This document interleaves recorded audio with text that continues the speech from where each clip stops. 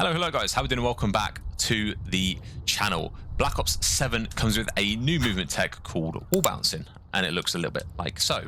In today's video, we're going to be showing you a bunch of ways in which you are underutilizing its capabilities, okay? I see people only really wall bounce if they want to, challenge something like this, or if they're come around a corner and they want to, instead of just sliding around a corner, they want to, instead jump. And whilst those are really good ways to use wall bouncing, there are a bunch of ways you could be using it even more. And that's what this video is all about. I'm here to show you the secrets I've been using in my recent games that have given me the upper hand and basically making me win gunfights and therefore making me win games. So it's important I'm sharing these with you now so that by the time ranked play comes out, or you're playing 8s or you're playing wages or something like that, you are ready to go. So the first one we're going to be covering, and it's something I haven't seen actually anywhere, is I'm going to call it stair climbing. Not quite the name. It's not great, but the old way of running upstairs to challenge, let's say there's someone that we believe in this doorway, is to come up like so and challenge, and that's like the most simple way of doing it. Okay, whether you're using a pistol, that's the way of doing it. It's pretty slow. You don't get up the stairs really quickly. And you're relatively open, I guess, unless you're using this as a head glitch. A really nice way to escalate the stairs even quicker and more efficiently is to use these panels here as walls to bounce up. So, for example, you could look like this. See how quickly I climbed up those stairs just there?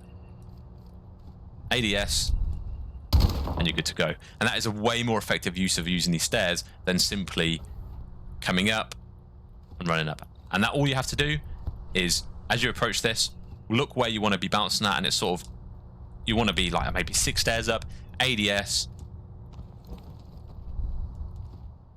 and just like so. As you hit the wall, move your left analog stick like the way you want the stairs to be going. Otherwise, you just wall mantle that, which is what I've been doing. But yeah, just like so, easy peasy, right?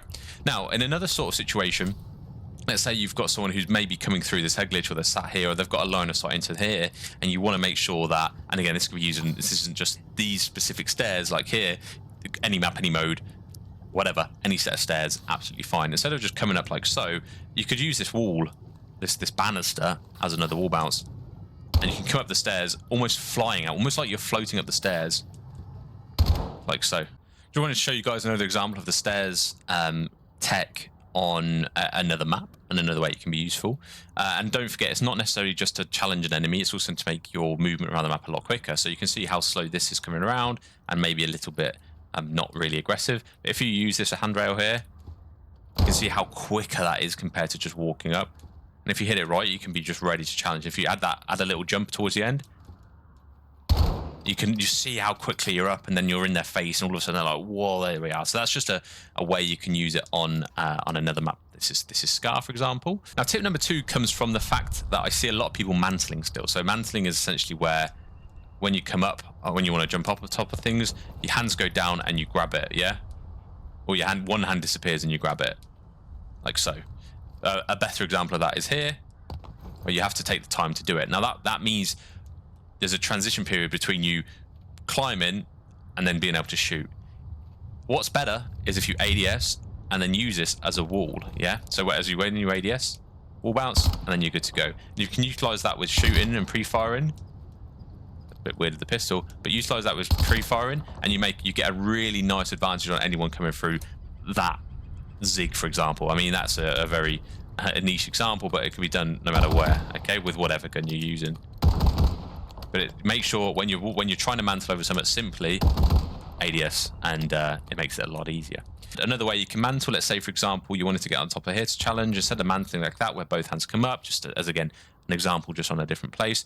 If you ADS, you're ready to go. Just like so, all right?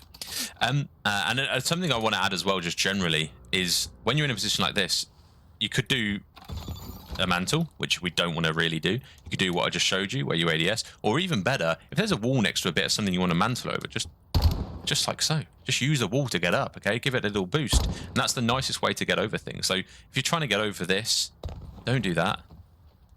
I would say maybe not even do that. Use the wall to your left to bounce, okay?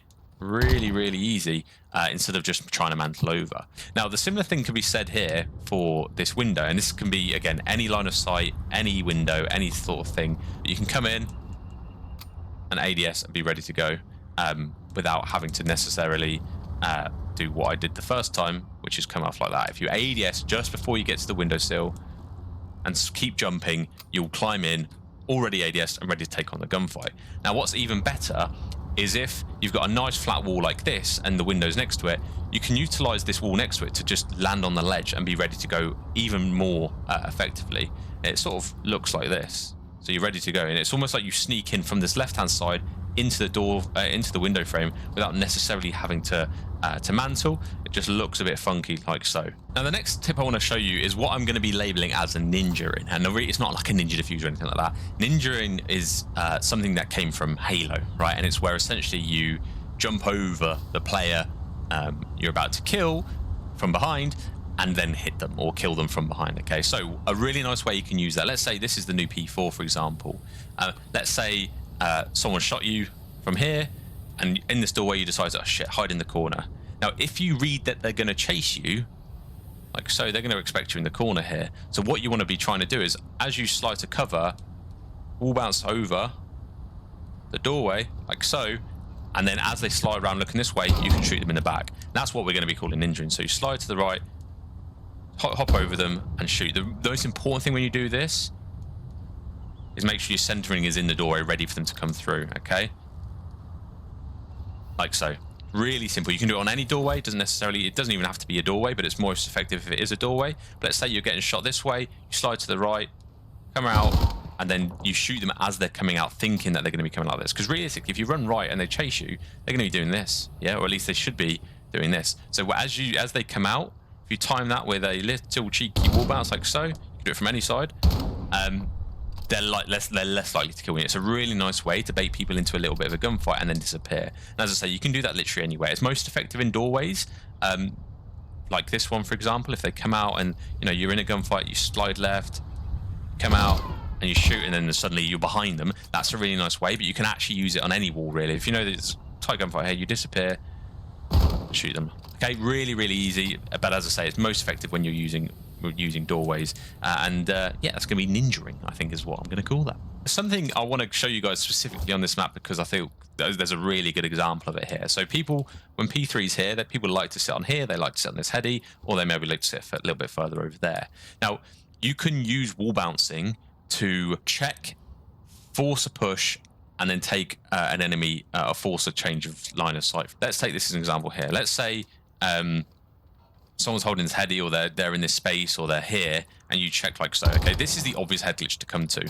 What you can do is have a check like so. Check if they're there. So in S&D, let's say, for example, let's say you've got a one-on-one and you're here, and they're on that head glitch. You can come and check if they're there. Then they're now conscious that you might appear over there, especially if you can get away with getting a couple of bullets off. That's a nice way to use a wall bounce there, and you can come back to this. Maybe they've ducked back a bit in the hope that you're going to chow that, and then you can push because they've tried to change position to account for the fact that you might be coming over the wall. But I think the biggest thing here is just being able to utilize the wall bouncing just to really take that line of sight. But let's say, for example, it's similar to ninja-ing, but just slightly differently. I don't know what this would be necessarily cool, but let's say, for example, you're getting chowed here and you get made really one shot, you're really weak, and you know they start to push. What you could do, you could back up, come over, and all of a sudden you've got a nice LOS where you've got this dirty little bit of cover being this big wall that they don't consider cover, because typically in other games, cover's only something this high or something like a head glitch. Anything, even that high, is your cover now that you can use as a little bit of a head glitch if you add a couple of wall bounces together. And that's a really nice way to utilize that wall bounce. Let's say, for example, you've got someone on this heady here and you're challenging it from here and you're on this head glitch, right? That's great. It's a 50-50 gunfight. Love it. As soon as you implement this into it and you know where they are, and you start pre-firing, and you come back here, they're not really going to know where to look. They're not going to know whether they need to look down here, like so. They don't know whether they need to look down there or whether they need to look up there. They're going to have to be like, they're starting tweaking, especially when you start doing it on this wall on the right as well. They're like, oh my god, I don't know where they're going to be. This looks like a hell. This is hell for me. Let me just disappear and try and change position. So forcing that, using wall jumping to be unpredictable, forcing that change of position is a huge bit of tech and one of the main reasons you should be using wall jumping.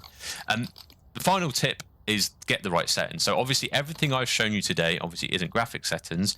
Everything I've showed you today is with wall jump assist off.